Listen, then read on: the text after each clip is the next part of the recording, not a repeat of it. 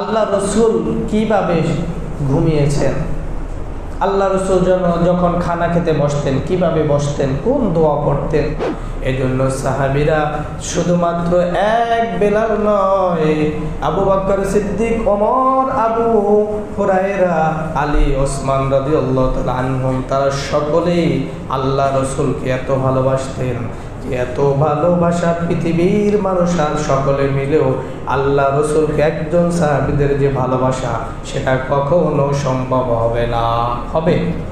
কিন্তু আমরা আমাদের দিক থেকে চেষ্টা তো শতভাগ করতে হবে, কথা বলেন ঠিক কিনা? শতভাগ যদি আমরা চেষ্টা করি তাহলে আমাদের টিকবে 60% বা 50%। যদি শতভাগ একদম চেষ্টা করি তাও আমাদের অর্ধেক হয়ে যাবে।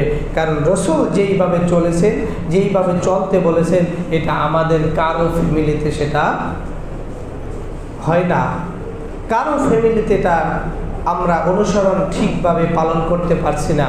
কারণ আল্লাহ রসুল যখন ঘুমাতেন সর্বপ্রথম তিনি আল্লাহুম্মা প্রথম 3 বার বিছনাটা ঝাড়ু দিতেন। কয়বার? 3 বার। শোয়ার আগে বিছনা ঝাড়ু দেওয়া এটা কি? সুন্নত। এরপরে ডান কাত হয়ে এভাবে গালের ভিতরে হাত দিয়ে আল্লাহুম্মা বিসমিকা আমুতু ওয়া আহইয়া বলে শুয়ে পড়তেন। এরপরে এদিক ওদিক পিট করতেন, সেটা ভিন্ন কথা।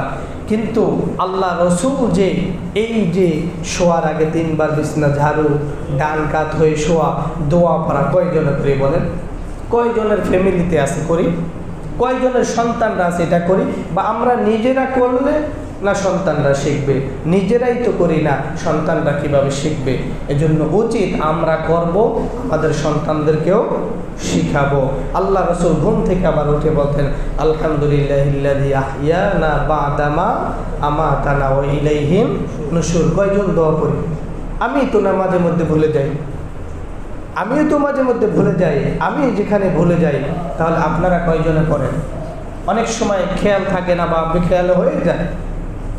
কিন্তু আমাদের তো উচিত প্রত্যেকটি ঘরে, প্রত্যেকটি ফ্যামিলিতে, প্রত্যেকটি পরিবারে প্রত্যেক সন্তানদেরকে শিক্ষা দেওয়া যে আল্লাহ রসুল জীবনটা কিভাবে সাজিয়েছেন, কিভাবে রাঙিয়েছেন, আমরাও সেইভাবে চেষ্টা করব।